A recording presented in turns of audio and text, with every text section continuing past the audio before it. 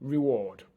The final part of the habit loop is the reward, the benefits that we get from doing the thing. And again, if we don't get that, we're probably not going to make it a habit.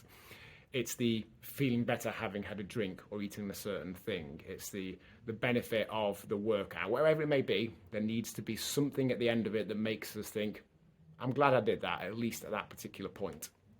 So what we're looking to do for the habit we're looking to create is make that reward as satisfying as possible. If we complete the thing, we're a bit meh, we're probably not going to do it on a regular basis. For the thing we're looking to do less of or stop, how can we make it as unsatisfying as possible? How can we make it somewhat disappointing? So we get the cue, the indicator to do the thing, we desire it, we do it, and afterwards we think, not sure that was worth it. So it might be that that's tied into an additional thing. So having done the thing that perhaps in itself isn't sufficiently satisfying, we give ourselves that extra thing, watching our favourite TV programme, spending additional time with our friends or spouse or children, or doing some activity that we enjoy. How can we make the whole thing just more enjoyable? Doing it with a friend, some additional extra benefit. For the unsatisfyingness of the existing habit, how can we remind ourselves of those downsides?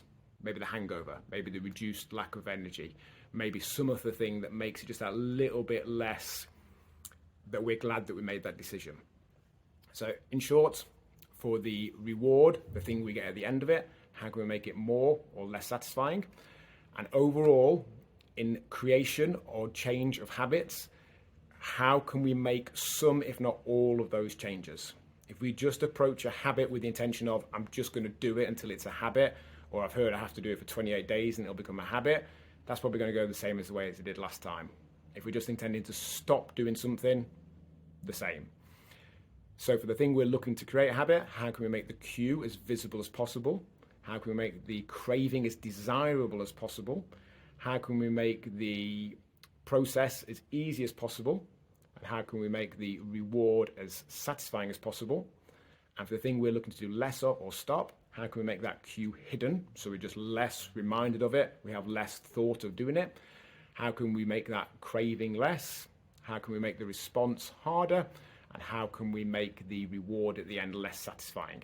And I absolutely guarantee you, if you approach habit creation or change with those steps in mind and implement some or all of them, you're way more likely to create or change that habit than by just trying to do it.